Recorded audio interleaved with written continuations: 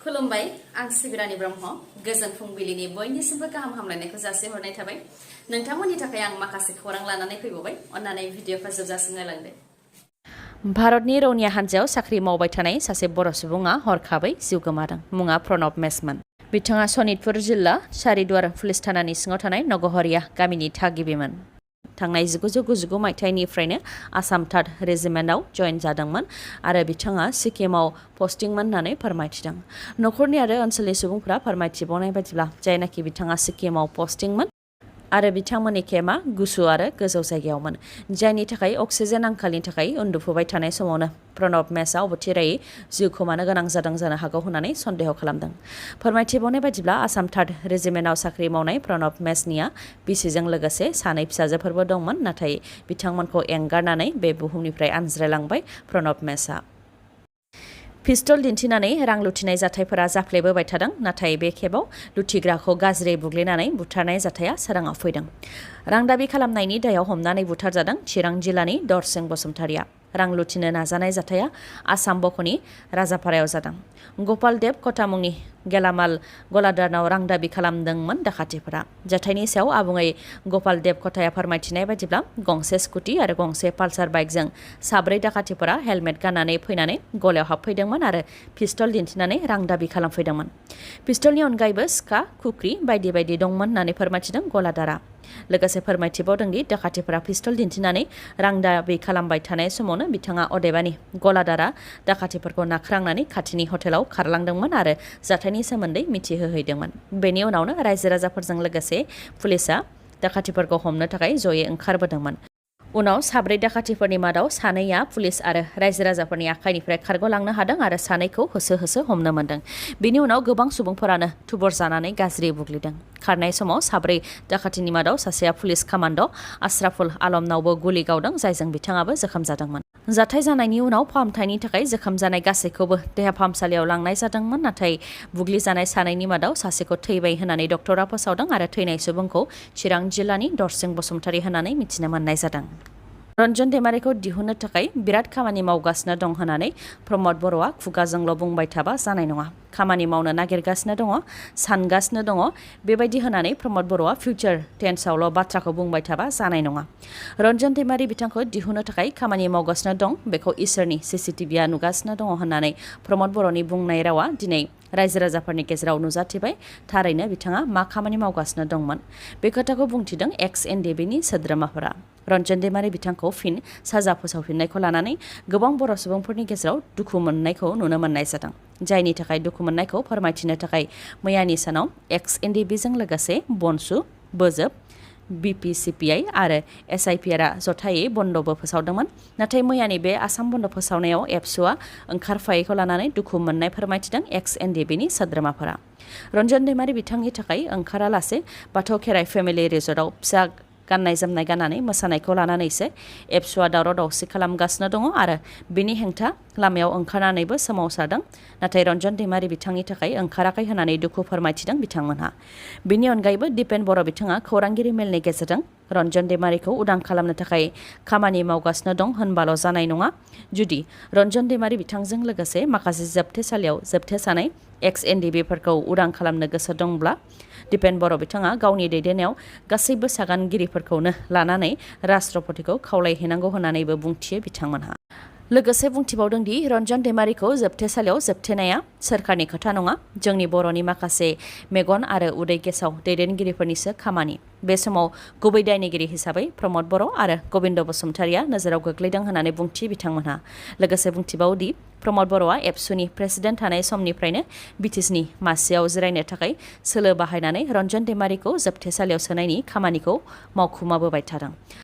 आरो गुबुन फारसेथिं CBIनि सोंनायाव रन्जन दैमारिनि सोमोन्दै गासैबो खौरांखौनो CBIनो गबिन्द बसुमतारियानो हरदोंमोनखौ खोनानो मोन्दों होननानै बुंथियो बिथांमोनहा, जायनि थाखाय रन्जन दैमारि बिथांखौ बांलादेशनिफ्राय CBIआ हमनानै लाबोनो मोन्दों आरो बिथाङा दिनै जोबथेसालियाव थानो गोनां जादों होननानै बुंथियो बिथांमोनहा।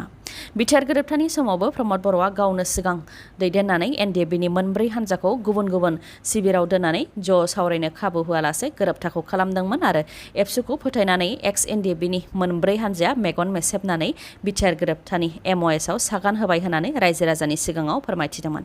नाथाय दिनै बिथांमोनहा एक्स एनडिबिफोरनि थाखाय खामानि मावनो गोसो गैया। बिटिआर गोरोबथाया हारिनि थाखाय मोजां नङा। एनडिबिफोरखौ फोजोबस्रांनायनि मोनसे पेकेजसो होनानै बिसायख'थिनि सिगांबो रायजो राजाफोरनोबो सांग्रांथि होनाय जादोंमोन। नाथाय बै समाव बेफोर खोथाखौ राजखान्थिनि खोथासो सानदोंमोन माखासे सुबुंफोरा। दा बिथांमोनहा सानफिननाया गाहाम होननानैबो बुंथिबावो बिथांमोनहा। जोबनायाव बिथांमोनहा बुंथिबावो दि रन्जन दैमारि बिथांखौ उदां खालामनो थाखाय खामानि मावदों होननानै खौरांगिरिनि सिगाङाव बुंबाय थायोबाल' जानाय नङा। थारैनो गोसो दंबा प्रमद बर' बिथांनि सोरखारा आरो उरखावग्रा ब्रह्म बिथांमोनहा थाबैनो बिटिसि काउन्सिलाव रन्जन दैमारिखौ उदां खालामनो थाखाय बिल पास खालामनानै आसाम सोरखारनो दैथायहरनांगौ। बिथांमोननि अनगायैबो गासैबो रायजो राजाफोराबो बे खैफोदनि समाव ज' जानानै रन्जन दैमारि बिथांनि उदांनि थाखाय गसंनांगौ होननानैबो खावलायहरो बिथांमोनहा। लेफ्टेनेन्ट जेनेरेल अनिल चौहान बिथांखौ इन्डियानि चिफ अफ डिफेन्स स्टाफ हिसाबै एपइन्ट खालामनाय जाबाय। बिथाङा डिपार्टमेन्ट अफ मिलिटारि एफेयार्सआव गभर्नमेन्ट अफ इन्डियानि सेक्रेटारि महरैबो बिबान लानानै खामानि मावगोन।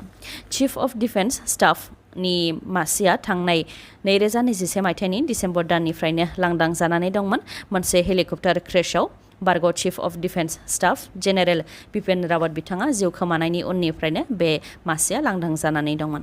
मख'नो गोनांदि लेफ्टेनेन्ट जेनेरेल अनिल चौहान बिथाङा 1981 मायथाइयाव इन्डियान आर्मिनि 11 गरखा राइफल्सआव कमिसन लाजेनदोंमोन। रां लानायनि दायाव directorate of vigilance and anti कराप्शन टीमनि आखायाव हमजादों 3 सोरखारि मावख'गिरिफ्रा। गुबुन गुबुन जाथायाव गुबुन गुबुन जायगानिफ्राय हमनो मोनदों। 3 मावख'गिरिफोरखौ हाइलाकान्दि आरो काछार जिल्लानि सेटेलमेन्ट अफिसाव मावग्रा एडिशनेल पाटवारि उत्पल कुमार नाथखौ हमनो मोनदों। हानि खामानिखौ लानानै रां दाबि खालामदोंमोन उत्पल कुमार नाथआ। बिथांनि अनगायैबो आसाम पुलिसनि हेडक्वार्टाराव पस्टिं जानाय माइचान आलीखौबो हमनो मोनदों।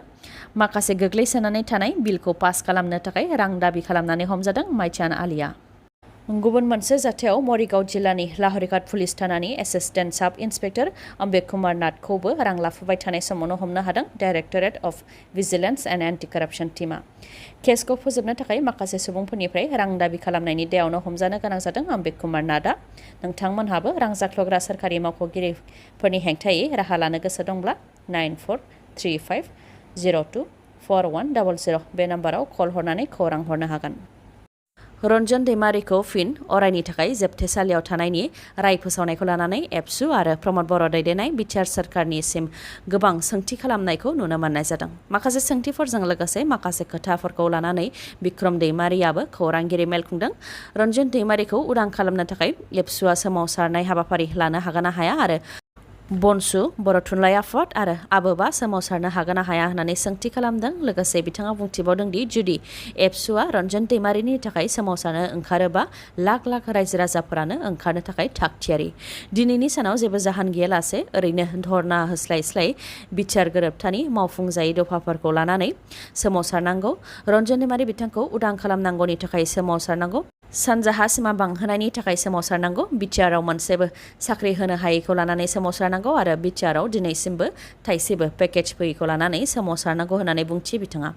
बिटिआर गोरोबथानि समाव रन्जन दैमारि बिथाङा मेगन मेसेबनानै फोथायनानै सागान होदोंमोन होननानै उरखावग्रा ब्रह्म बिथाङा रायजो राजानि सिगाङाव फोरमायथिदोंमोन। नाथाय दिनैनि समाव रन्जन दैमारि बिथांखौ जेबो जाहोन गैयालासे उदां खालामनांगौ होननानै एसेम्ब्लियाव उरखावग्रा ब्रह्मआ बुंनो हागोन ना हाया होननानैबो सोंथि खालामो बिथाङा। आरो रायजो राजाफोरजों लोगोसे बिटिआर सोरखार एमएलए बिथांमोनहाबो रन्जन दैमारि बिथांखौ लानानै दुखु मोनदोंब्ला फैबाय थानाय बिटिसि एसेम्ब्लियाव रन्जन दैमारि बिथांखौ उदां खालामनांगौनि थाखाय बिल पास खालामनांगौ आरो आसाम सोरखारनो दैथायहरनांगौ होननानैबो बुंथियो बिथाङा।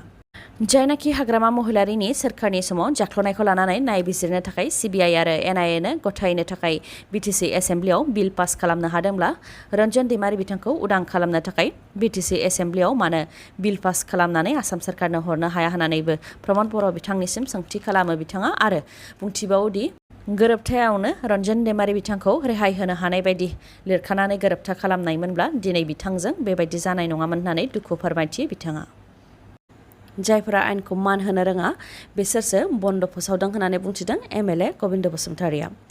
एक्स एनडिबिजों लोगोसे गुबुन गुबुन आफादफोरा रन्जन दैमारि बिथांखौ फिन जोबथेसालियाव जोबथेफिननायनि राय फोसावनायखौ लानानै मैयानि समाव आसाम बन्द फोसावदोंमोन बेखौ लानानै बे खोथाखौ बुंथिदों एमएलए गबिन्द बसुमतारिया बिथां एमएलए गबिन्द बसुमतारिया बुंथिदों दि सरकारखौ सालायनो थाखाय मोनथाम दालाय लेजिस्लेटिभ एक्जिकिउटिभ आरो जुडिसियारिनि गोनांथि जायो आरो गासैबो समानैनो गोहो थायो बेयाव रावबो इनफ्लुयेन्स खालामनानै खामानिखौ बन्द खालामनो हाया बेबायदियैनो जुडिसियारि एबा आयेना गावनि खामानिखौ मावगासिनो दङ आरो आयेना मावनाय हाबाखौ गोरोन्थि जादों होननानै बुङोबा बेयो गोरोन्थि जागोन होननानै बुंथियो बिथाङा आरो जायफोर आयेनखौ मान होनो रोङा बिसोरसो बन्द फोसावदों होननानैबो बुंथिबावो बिथाङा बेनि अनगायैबो बिथाङा बुंथिबावो दि रन्जन दैमारिखौ जिउ जोबजासे जोबथेसालियाव थानायनि राय फोसावनाया गोदान नङा थांनाय 2 बोसोर सिगांनो लवार कर्टआ बे रायखौ होदोंमोन बेनि सायाव नायबिजिरफिननो थाखाय हाइ कर्टआव एपिल खालामफिननायनि थाखायनो सागानगिरि हिसाबै माबाफोर रेहाय मोननो हागोन होननानै आसा खालामदोंमोन नाथाय